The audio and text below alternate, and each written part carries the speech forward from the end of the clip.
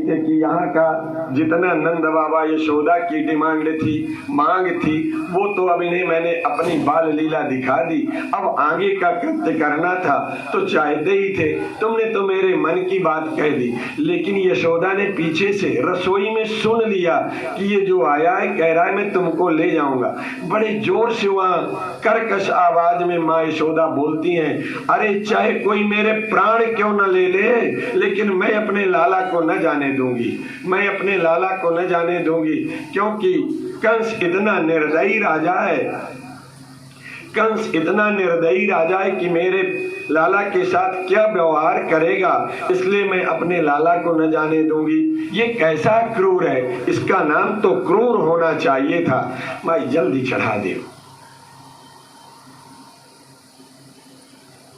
बोल दे वृंदावन बिहारी लाल की जय। ठीक, हरिओम।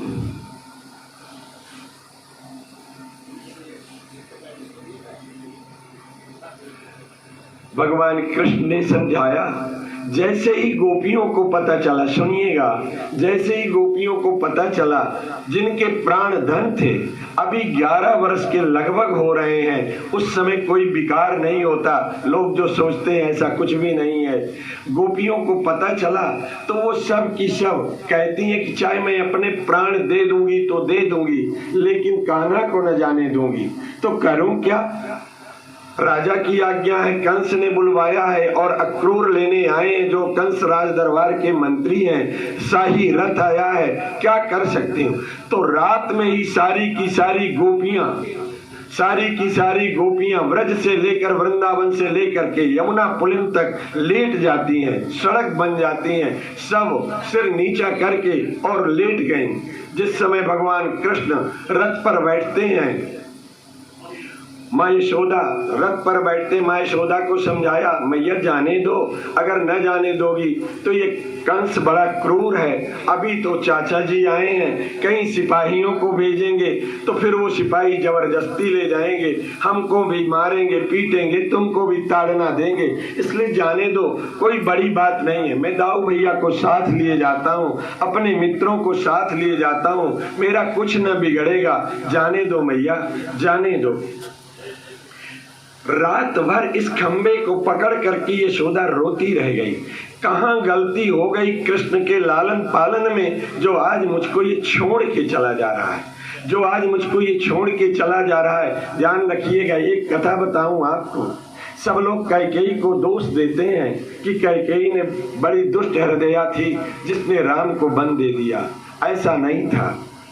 कृष्ण को राम को इतना मानती थी कि नित्य हमेशा, जब थोड़ा सा बड़े हुए, अभी साल भर के नहीं हुए थे, तो एक दिन जब माँ मुंह से निकला उनके, तो ये माँ कौशल्या ने उसके मुंह में हाथ रख दिया, बोले गलत जगह तुम्हारे मुंह से माँ निकला है, और ले गए कैकेयी के कक्ष में कौशल्या, और कहती है अब बोलो माँ, कैकेयी तुम्हारी असली माँ है।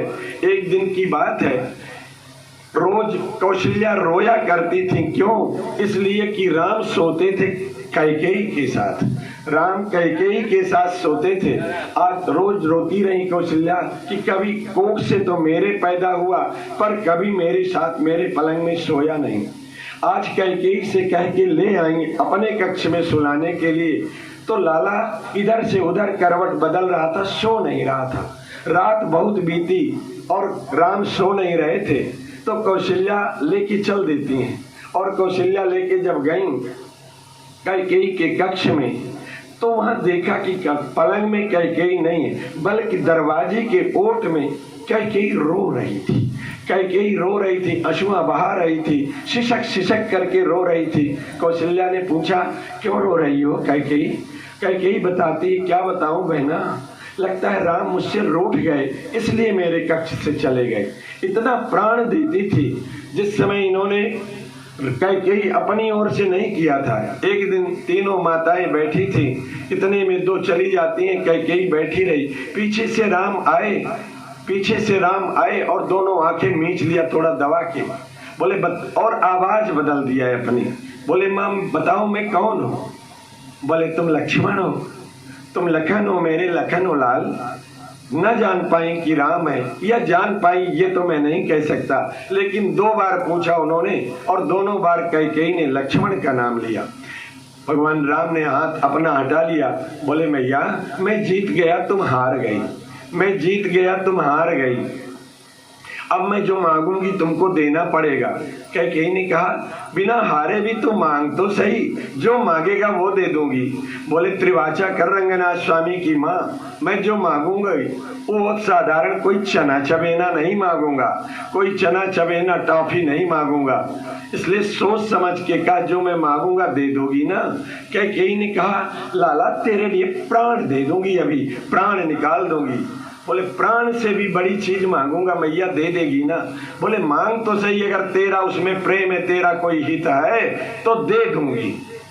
बोले सोच ले, जो मांगूंगा उसको देने पर भरत तुझे मां नहीं कहेगा, भरत तुझे मां नहीं कहेगा। बोले स्वीकार है। बोले दुनिया का कलंक लग जाएगा मां जो मैं मांगने जा रहा हूं, दे दोगी। बोले लाल अगर तेरा हित होता है तो मैं जीवन एक जन्म नहीं कई जन्मों तक कलंक सह लूंगी, लेकिन तुझे दे दूंगी। बोले माँ एक बात और है, जो मैं मांगने जा रहा हूं अगर तू दे देगी तो तेरे मांग का सिंदूर उजड़ जाएगा, तेरे मांग का सिंदूर उजड़ जाएगा। कैकेयी थोड़ा सा माथा ठनका, फिर कहती राम अगर तेरा हित होता हो तो ये भी मुझे स्वीकार है, तेरा हित होता हो तो ये भी मुझे स्वीकार है। राम ने अपना ये उपाय किया था, कैकेयी ने नहीं किया था। जो कैकेयी को दोष दे वो नरक में जाएगा, वो नरक में जाएगा। एक बार जब राम राज सिंहासन पर बैठे, पूरा कनक भवन अयोध्या का निवासी नहीं, पूरा अयोध्या आज प्रसन्न था, वाद्य यंत्र बज रहे थे, बधाइयां गाई जा रही थी, लेकिन कैकेयी एक तरफ रो रही थी।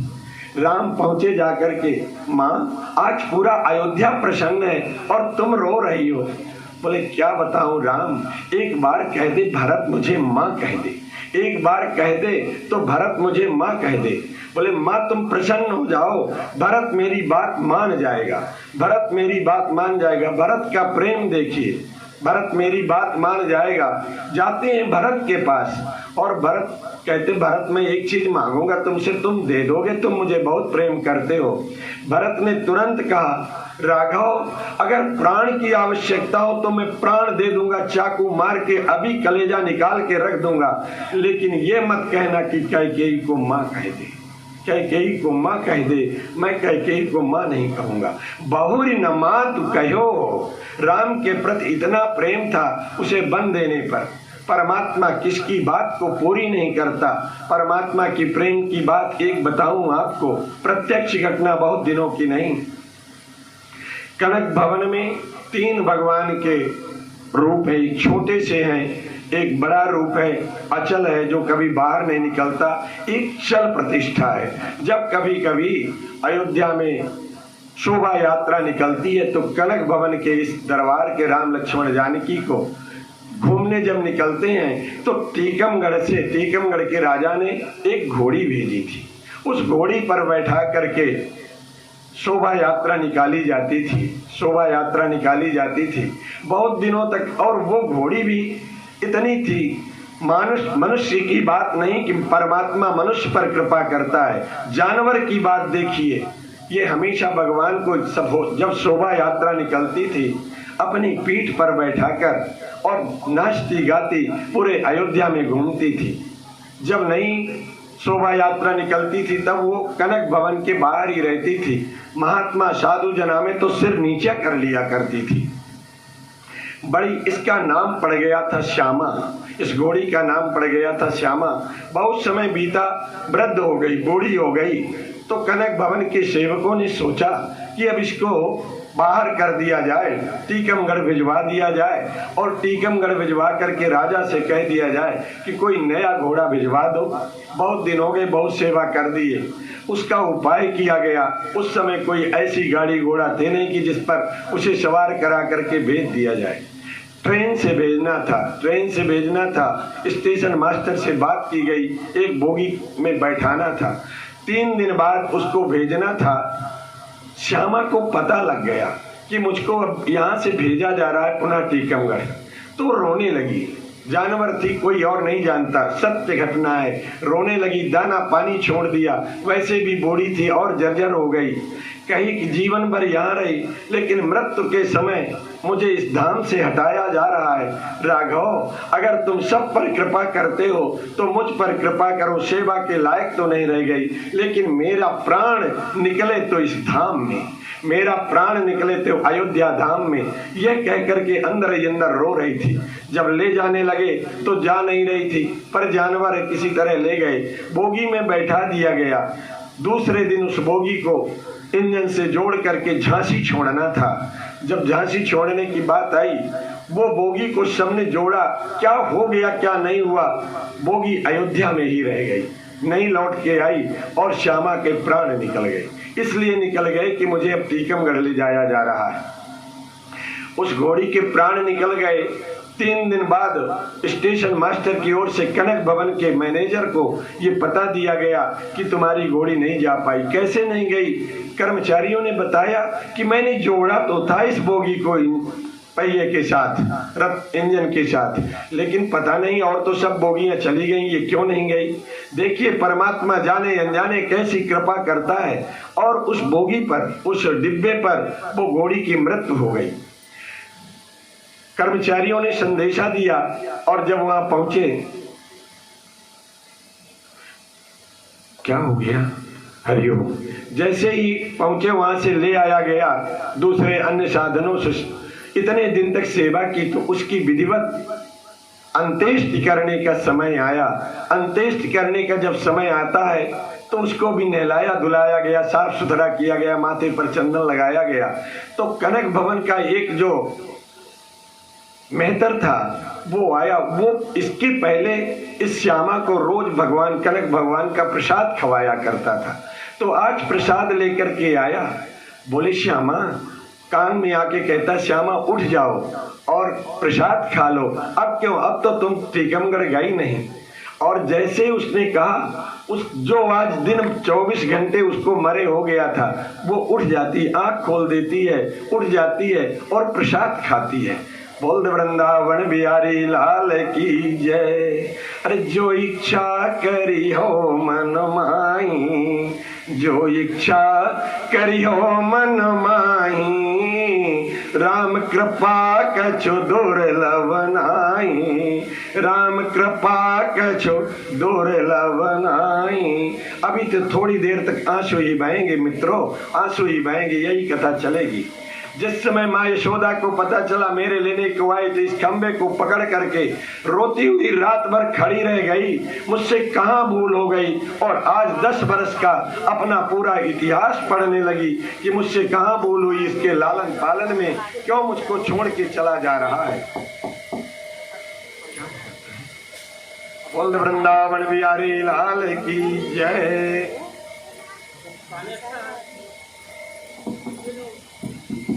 हेलो हेलो,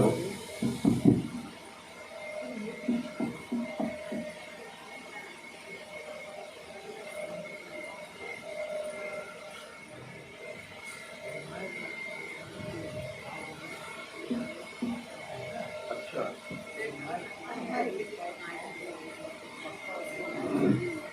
हेलो, उस पर भी नहीं, धीमा हो गया। इतने में यही आता है। बस बस बस, हरिओम। ऊपर के उनका हटा दिया जाए कनेक्शन। वैसे जितने लोग बैठे तो माइक हटा दिया जाए, मैं इतने को बोल लूंगा। बोल वृंदावन बिहारी लाल की जय। यशोदा रोती रह गई रात भर। जब सुबह भगवान शाही आसन पर बैठे,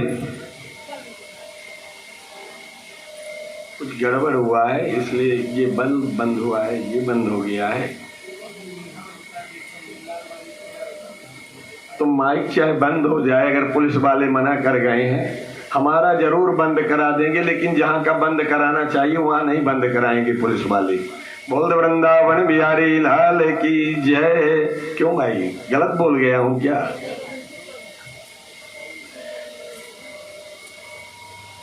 हरिओम।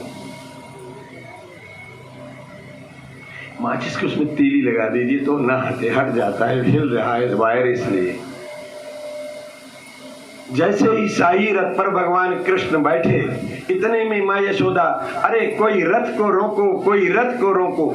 एक दिन में ही बुढ़िया हो गई, रथ के पास जाते जाते 10 बार गिरती हैं माँ यशोदा और लाला की चरण पकड़ के कहती हैं, लाला मैंने जीवन में तेरे लालन पालन में कोई गलती नहीं की, कभी कोई मुझसे भूल नहीं हुई, केवल एक ही भूल हो गई कि एक बार मटकी फोड़ देने पर मैं तुझे उखल से बांध दिया था, तो तू दुनिया में अब कहीं मत बताना, नहीं तो लोग कहेंगे कि ये नंद की पत्नी यशोदा कितनी कंजूस थी कि एक मटकी के कारण अपने लाला को उखल से बांध दिया था।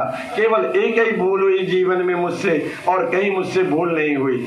माँ को फिर समझाते हैं, माँ और जिस खंबे के पास खड़ी थी यशोदा, कह 3 दिन तक यहीं खड़ी रह गई। जब तक नंद बाबा लौट के नहीं आए तब तक वहीं यशोदा टकटकी लगाए, अब लाला आता होगा, अब लाला आता होगा, खड़ी रही। रथ आगे बढ़ा तो देखा तो जहां तक कृष्ण की नजर जा रही थी वहां तब सब गोपियां लेटी हुई थी। रथ कहां से निकलेगा? भगवान कृष्ण कहते हैं चाचा क्रूर से, चाचा ना तुम्हारी चलेगी ना हमारी चलेगी, ना तो तुम्हारी चलेगी ना हमारी चलेगी। रथ से उतरते हैं, गोपियों को उठाते हैं, उनके गले में गलवैया डालते हैं, अपनी योग माया को बुलाते हैं।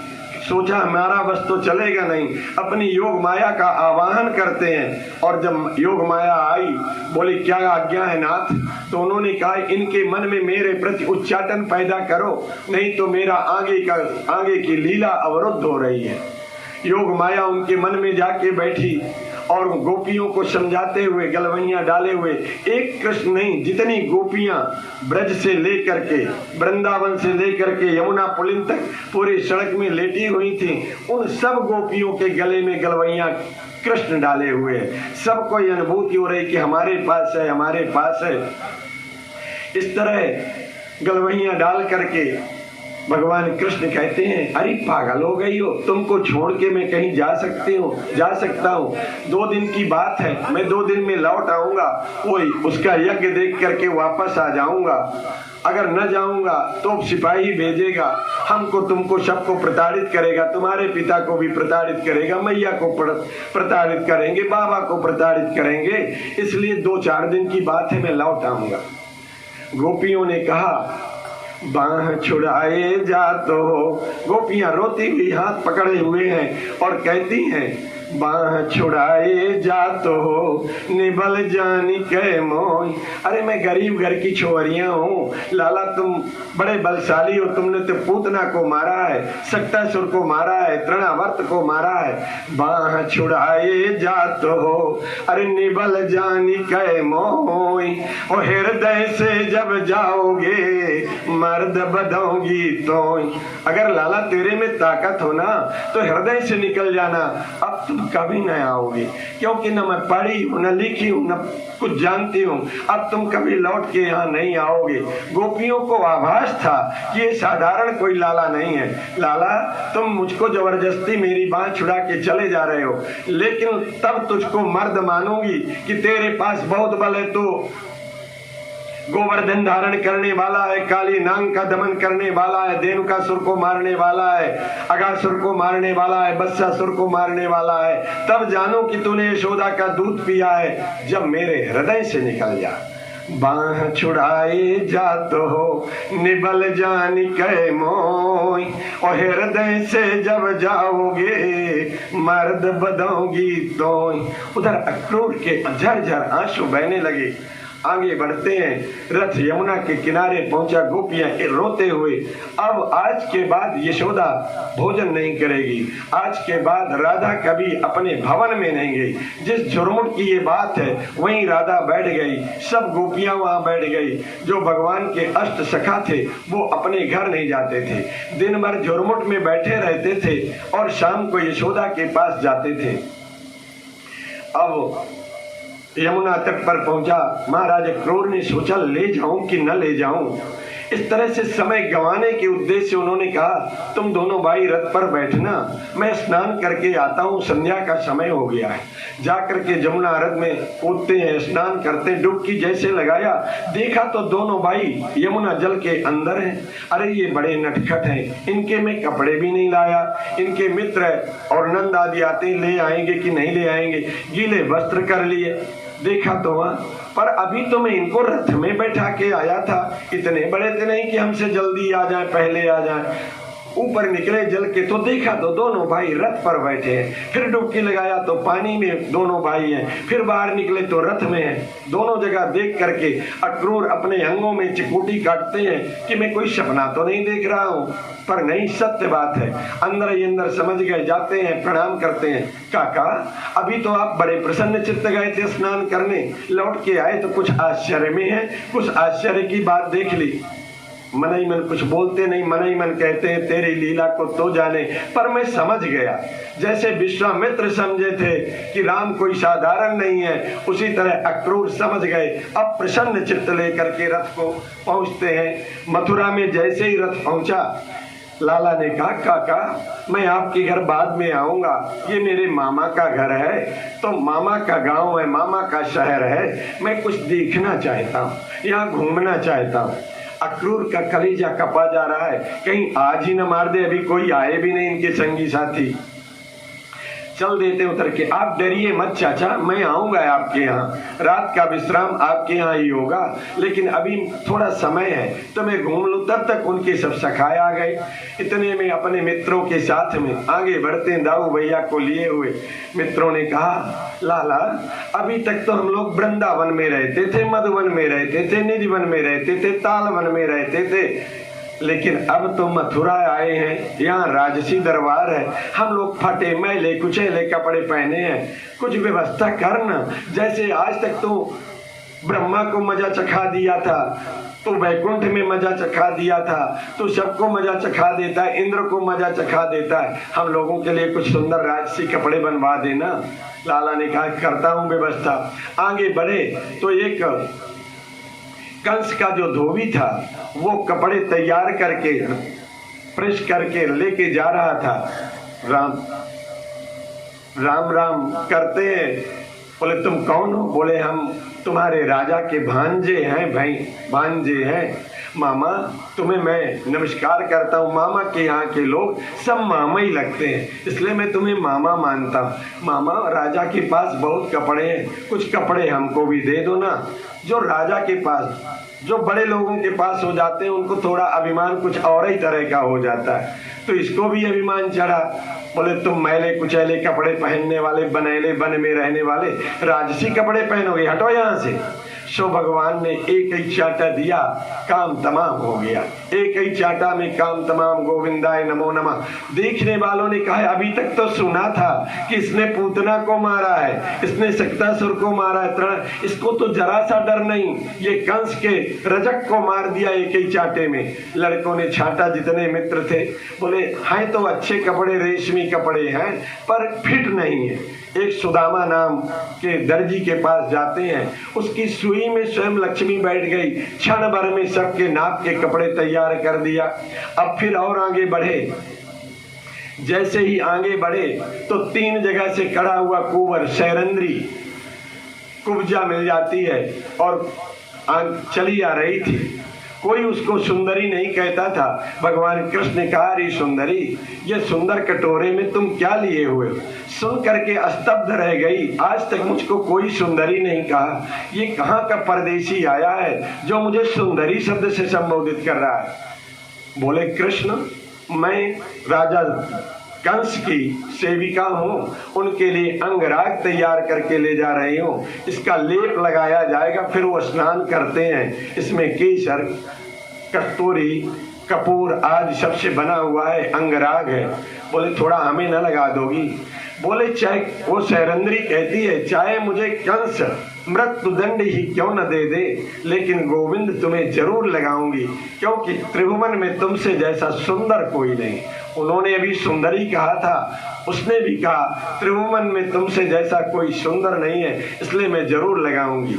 और जैसे ही भगवान के माथे पर उस अंगराग को लगाया, भगवान किसी का, संत किसी का कर्जा नहीं रखता। एक पैर को उसके पैर के अंगूठे में रखा, भगवान ने अपने पैर से उसके पैर के अंगूठे को दबाया, डोरी पर हाथ लगा के एक झटका मारा, सारे कुंवर समाप्त हो गई, परम सुंदरी बन गई। जब परम सुंदरी बन गई, कृष्ण आगे बढ़े तो कहती है दुपट्ट पीताम्बर पकड़ के, अब जब सुंदरी बना ही दी हो तो मुझको छोड़ के कहाँ चले जा रहे हो, मेरा वरण भी करो। भगवान ने कहा तुम्हारा मनोरथ पूरा करूंगा, पर अभी देवी छोड़ दो, अभी जो लीला करने आया हूं, अभी मेरे बहुत सारे काम हैं, उनको काम करने दो, पर तुम्हारे मनोरथ को मैं पूरा करूंगा। इसके बाद और आगे बढ़े, जहां पर कल धनुष यज्ञ होना था, धनुष रखा गया था, वहां पहुंच जाते हैं दोनों भाई अपने मित्रों को लिए हुए। जब धनुष के पास पहुंचे तो जो पहरेदार थे उनने कहा कि वहां आगे मत बढ़ो, बस बात मत करो, अभी तो केवल एक ही को काम तमाम किया। जो मित्र थे वो धमकाने लगे उन सिपाहियों को और कहा एक ही चांटा में काम तमाम कर देता है मेरा लाला।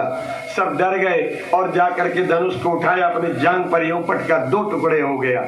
एक दाऊ भैया को दिया, एक खुद ले लिया। ये भगवान शंकर का दिया हुआ धनुष था कंस को, और उन्होंने ये बताया था कि जब तक ये धनुष नहीं टूटेगा तब तक तुम्हारी मृत्यु नहीं होगी, लेकिन जिस धनुष टूट जाएगा उसके अगले दिन तुम बचोगे नहीं, जो धनुष तोड़ेगा वही तेरा काल होगा। पता लग गया कंस को। अब कंस मारे डर के कांपने लगा। इतनी लीला करने के बाद भगवान जाते हैं, अक्रूर के घर में रात बिताते हैं। सुबह होते ही नंद बाबा भी आ गए अपने सब परिजनों को लेकर के। पूरी सभा लग गई धनुष यज्ञ पर। धनुष तो टूट चुका था पर किसी को बताया नहीं जा रहा है। अब सबकी सब सभा लग गई, पूरे मथुरा वासी लग गए। आज मथुरा की नारियां टकटकी लगा करके देखने के लिए आई थी कि देखूं तो कैसा है ये कृष्ण, जिसने पूतना को मारा है, जिसने गोवर्धन पर्वत उठा करके इंद्र का मान भंग कर दिया है, जिसने ब्रह्मा को मोह को भंग किया है। ये कैसा लाला है। इसको देखने के लिए मथुरा की नारियां तमाम अट्टालिकाओं में चढ़ के बैठ गईं। पूरा मथुरा व्रज जैसे भगवान राम को विश्वामित्र के ले जाने पर जनकपुर के लोग उमड़े थे।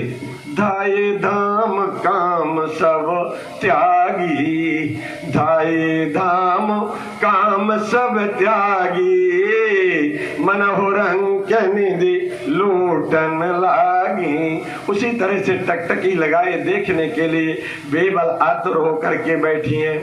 इतने में जब भगवान आए, रंगशाला में आए, तो दरवाजे पर राजा कंस के प्रेषित करने पर कहने पर एक कुबलिया पीढ़ हाथी, जिसके पास 10 हाथियों का बल था, उसे मदिरा पान करा करके महावत को ये कहा गया था कि जब वो दोनों भाई आवे तो इसके पैर से कुचलवा देना कुबलिया पीढ़ से।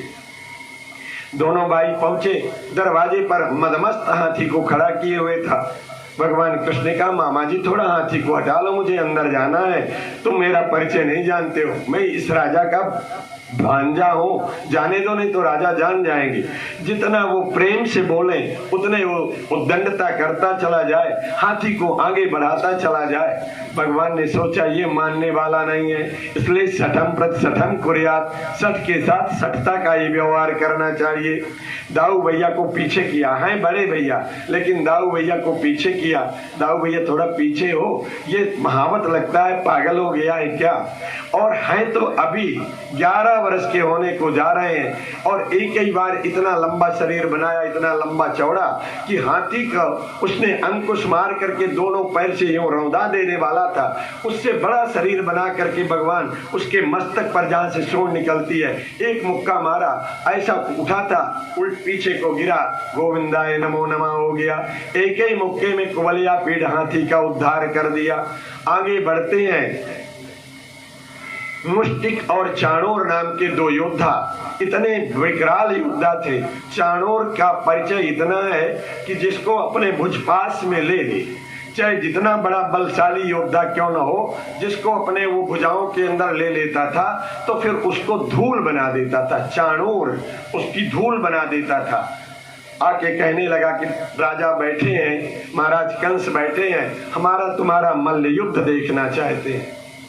उन दोनों ने कहा अरे भैया, हम भी इनकी प्रजा हैं, रिश्ता तो कुछ और है पर हम भी प्रजा हैं। इस समय राज सिंहासन पर बैठे हैं इसलिए मैं प्रजा हूँ तो इनका भांजा, पर इस समय प्रजा हूँ।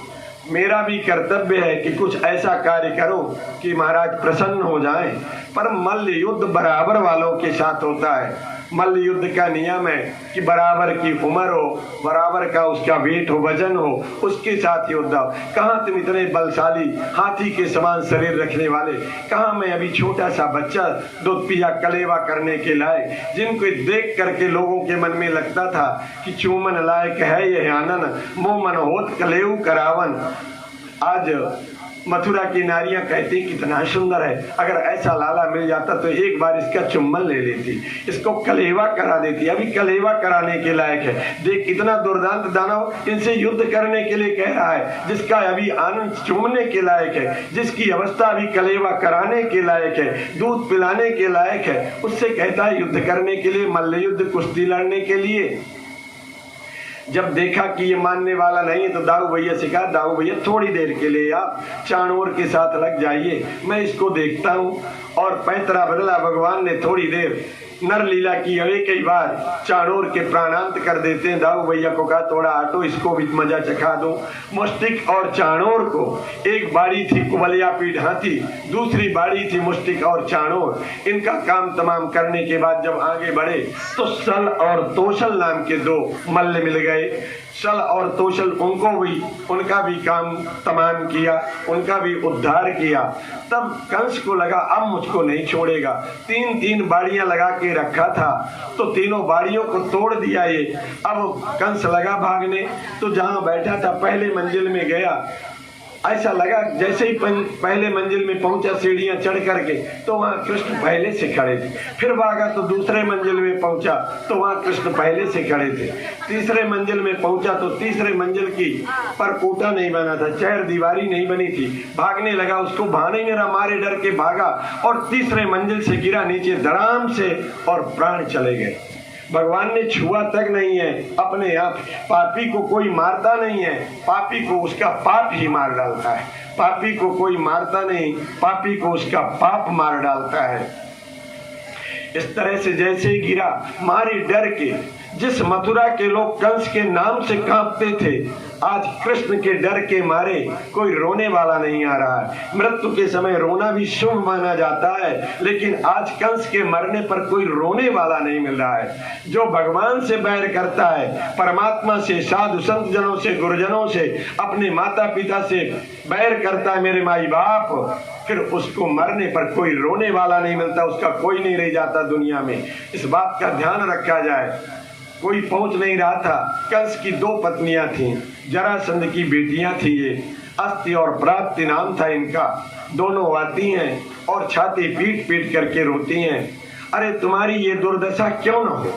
जो सारा मथुरा कांपता था, मथुरा मंडल तुम्हारे नाम पर कांपता था, आज तुम्हारे लिए कोई 2 आंसू बहाने वाला नहीं मिल रहा। जानते हो क्यों? इसलिए कि तुमने अपने 6 भांजों को मारा है। एक पेट पोंछनी कन्या को पटक के मारने का उपाय किया है। तुम इतने निर्दयी हो, इतने पापी हो कि उस पाप के कारण तुम्हारे पास आज कोई इतने बड़े ब्रज में इतने बड़ा परिवार होने के बाद 2 आंसू बहाने वाला कोई नहीं मिल रहा है।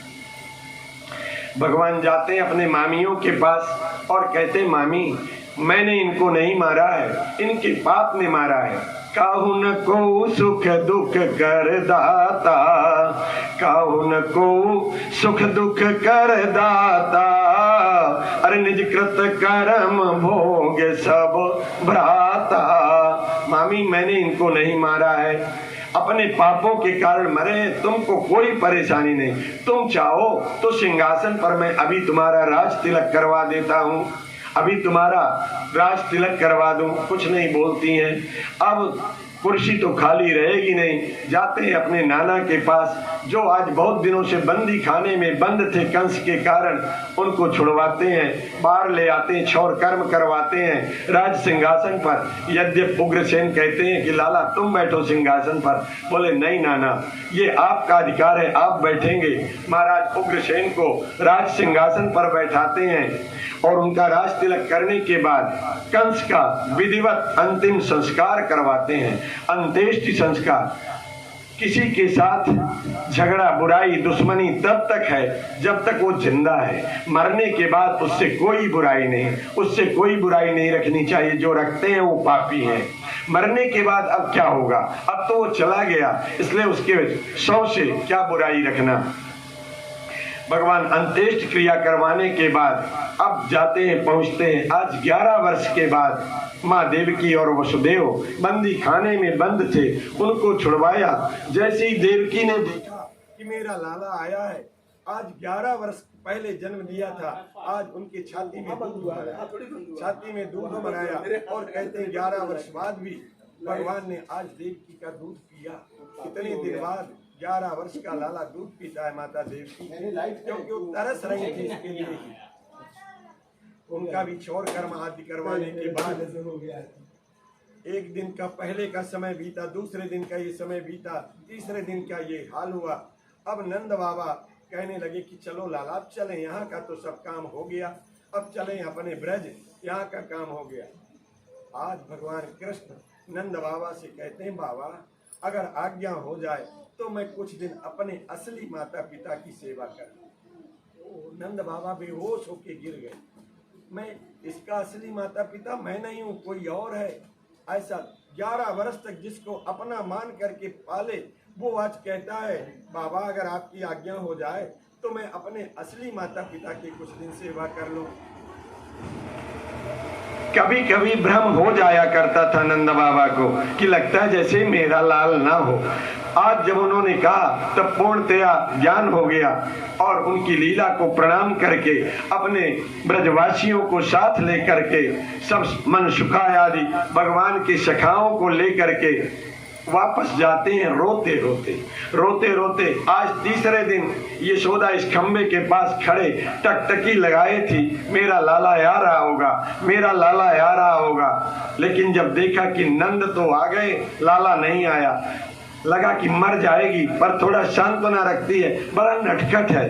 उपवन में खेलने लगा होगा, अपने मित्रों के साथ बगीचे में खेलने लगा होगा। नंद से पूछती हैं आ गए आप? नंद बाबा ने कहा हाँ आ गए। कृष्ण को नहीं ले आए? कृष्ण कहाँ रह गए, लाला कहाँ रह गए? बोले वो 2-4 दिन में आ जाएंगे। उन्होंने सोचा अगर सत्य सत्य बता देंगे तो यशोदा अभी मर जाएगी, इसलिए नंद बाबा कहते हैं, उन्होंने कहा 2-4 दिन मथुरा की व्यवस्था संभाल दो, कंस की मृत्यु हो गई इसलिए व्यवस्था संभाल दो, फिर आ जाएंगे 2-4 दिन में। जो साधारण नारी अपने पति को नहीं कह सकती, वो यशोदा कहती है अरे नंद, कृष्ण को छोड़कर जब तुम चले थे उस समय तुम्हारे प्राण वहीं नहीं रह गए, मर नहीं गए थे वहीं। यहाँ संकेत ये कथा ये कहती है अगर परमात्मा का साथ छूटे तो उसी समय प्राण निकल जाना चाहिए, वो प्राण धन है, इतना उससे प्रीति होनी चाहिए। नंद कहते हैं यशोदा सुनो, मैं और तुम दोनों अभी अपने अपने प्राण निकाल देता हूँ। कृष्ण के वियोग में तुम और मैं दोनों अभी प्राण निकाल देता हूँ। जरा सोचो तो सही, जिस समय तेरा लाला सुनेगा कि मेरी मैया मेरे वियोग में प्राण त्याग दी तो उस समय लाला को तेरे कितना कष्ट होगा। क्या तुम ये कष्ट देना चाहोगी? क्या तुम ये कष्ट देना चाहोगी? ओ यशोदा को ध्यान हो गया, मैं आज के बाद हर श्वास पर मरूंगी, तिल तिल करके मरूंगी और उसके वियोग में अपने रोज ताप में मरूंगी, जलूंगी, मिटूंगी, लेकिन लाला को खबर न होने दूंगी कि तेरे वियोग में मैं कितना तड़प रही हूँ, तेरे वियोग में कितना तड़प रही हूँ, ये कभी लाला को पता नहीं होने दूंगी। थोड़ा सा मथुरा की ओर चलते हैं। बोले वृंदावन बिहारी लाल की जय। अब 11 वर्ष की अवस्था हो गई। वसुदेव देवकी को लगा कि न तो इसका उपनयन संस्कार हुआ और वो माता पिता नहीं है जो अपने लाल को विद्या न पढ़ावे, तो ये तो अभी तक गाय चराता रहा, बनेला बना रहा, बरेदी बना रहा। अब इनका उपनयन संस्कार करवाया गया, व्रतबंध हुआ और व्रतबंध के बाद तुरंत ही सांदीपन गुरु के यहाँ भेजा जा रहा है विद्या पढ़ने के लिए। अरे जिसकी सहज श्वास सूत्रचारी, जिसकी सहज श्वास श्रुतिचारी, सो विद्या पढ़ कौतुक भारी। इनको विद्या नहीं पढ़ना है, अपने एक मित्र को विद्या पढ़ाना है जो पूर्व जन्मों से इनका भगत है, उस भगत को विद्या पढ़ाना है। साई रथ पर बैठ करके जैसे उज्जैनी नगरी की ओर चलते हैं। सांदीपन गुरु का ही सबसे सुंदर आश्रम था, गुरुकुल था, वहां इनको विद्या पढ़ना है। जब कुछ आगे बढ़े मथुरा से, थोड़ा बगीचे में एक मोटे पेड़ की तना पर एक ब्राह्मण कुमार पड़ा हुआ था, दिन भर पैदल चला था, अब उससे चला नहीं जा रहा था, थक के लस्त था, पसीने से तरबतर था, जिस पूरे शरीर में धूल दूसरित था, पसीने की गंध आ रही थी। वहां सोच रहा था कैसे पहुंचूंगा उज्जैनी नगरी, न तो रास्ते का कलेवा है, न बस का किराया है, कैसे पहुंचूंगा। ऐसा करके थोड़ा थोड़ा आंखों में आंसू भरा था कि इतने में शाही रथ आता है और अपने दारुक से कहते हैं, रथवान से, थोड़ा रथ रोको, और उतर के जाते हैं। उस सुदामा के हाथ पकड़कर कहते हैं, मित्र, जिसका कोई नहीं होता उसका मैं होता हूँ, जिसका कोई नहीं होता, चलो मित्र, चलो मेरे साथ, जिसका कोई नहीं होता उसका मैं होता हूँ। और ले आकर के अपने रथ में बैठा करके सांदीपन जी के यहाँ गुरुकुल में आकर के विद्या पढ़ने लगे। कुछ दिन 2-4, 6-10 दिन, 2-4 महीना पढ़े। अब आज महाराज सांदीपन कहने लगे, कृष्ण, मैं तुम्हें तो जो विद्या शेष रह गई है वो पढ़ाऊंगा, लेकिन इस तुम्हारे मित्र को नहीं पढ़ाऊंगा। बोले क्यों न पढ़ाएंगे? इसलिए कि इसको कुछ भी नहीं आता। जब गुरुकुल से बाहर जाएगा तो सबसे यही कहेगा कि मैं सांदीपन का शिष्य हूँ, और मेरी नाक कटाएगा, गलत श्लोकों का उच्चारण करेगा, गलत बोलेगा तो मेरी नाक कटवाएगा। महाराज कृष्ण कहते हैं 2-4 दिन और, इसके बाद अगर न पढ़ाएंगे तो न पढ़ाएंगे, बस कुछ आप पढ़ाइएगा, एक मौका मिलने पर मैं भी इनको कुछ पढ़ाऊंगा। आज शाम का समय था। 2-4 दिन के बाद उपवन में ले गए सुदामा को, कोई था नहीं। अपने दोनों हाथ से सुदामा के कान पकड़े और सुदामा के हाथों से अपने कान पकड़वाए, आगे पीछे किए। एक ही बार भगवान ने दर के कान मरोड़ दिया। 4 वेद, 18 पुराण, 6 शास्त्रों का, 11 उपनिषदों का सारा ज्ञान आए वाए करके ही पढ़ा दिया भगवान कृष्ण ने। पूरी विद्या, संपूर्ण विद्या प्राप्त हो गई। कुछ और बीच की क्रियाएं हैं, आगे मौका मिलेगा तो सुनाएंगे। विद्या पढ़ करके जब वापस आए, बहुत समय बीत गया, 2-3 वर्ष का ये समय बीता। जब कभी मथुरा में आकर के भगवान कृष्ण सवेरे उठते थे, माँ के आंखों को बचाते थे, देवकी के आंखों को बचाते थे कि वो न देख पावे, और जाते थे यहीं से रोने लगते थे और छत में खड़े होकर के वृंदावन की ओर देख करके फूट फूट करके रोते थे।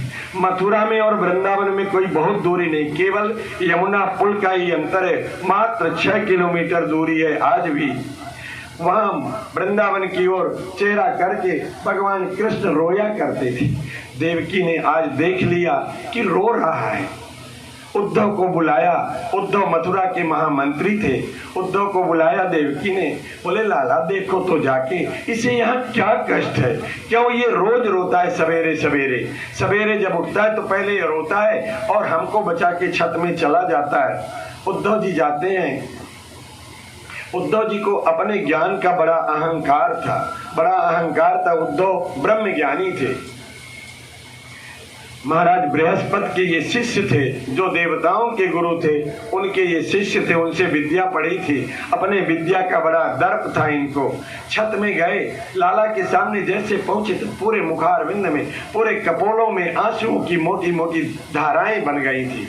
लाला क्यों रोया करते हो, क्यों रोते हो, माँ को क्यों कष्ट देते हो? तुम्हारे इस रोने से, दुखी होने से मैया को भी, देवकी को भी कष्ट होता, क्यों रोते हो? अपने मन का कारण बताओ, क्या कमी है मथुरा में, क्या तुमको कष्ट है, क्या चाहिए, क्यों रोते हो? उद्धव क्या बताऊं, जब मुझको नहीं जाना था लौट के ब्रज, तो मैं मैया से क्यों कह के आया कि मैं परसों आ जाऊंगा। जब मुझको वापस नहीं जाना था तो मैं अपनी मैया से क्यों कह के आया। जब मुझको बरसों नहीं जाना था तो मैं क्यों झूठ बोला। उद्धव मुहि ब्रज बिसरत नाही, उद्धव मुहि ब्रज बिसरत नाही। हिचकियां भर आई हैं, रो रहे हैं उद्धव से, मुझे ब्रज भूलता नहीं उद्धव, क्या करूं। मुझे माँ का वो लाड़ प्यार, हंस सुता की सुंदर कगरी, हंस सुता की सुंदर कगरी, अर कुंजन की छाई, उद्धव मुहि ब्रज बिसरत नाई। इस तरह से रो रो करके बताए, उद्धव मुझे ब्रज भूलता नहीं है।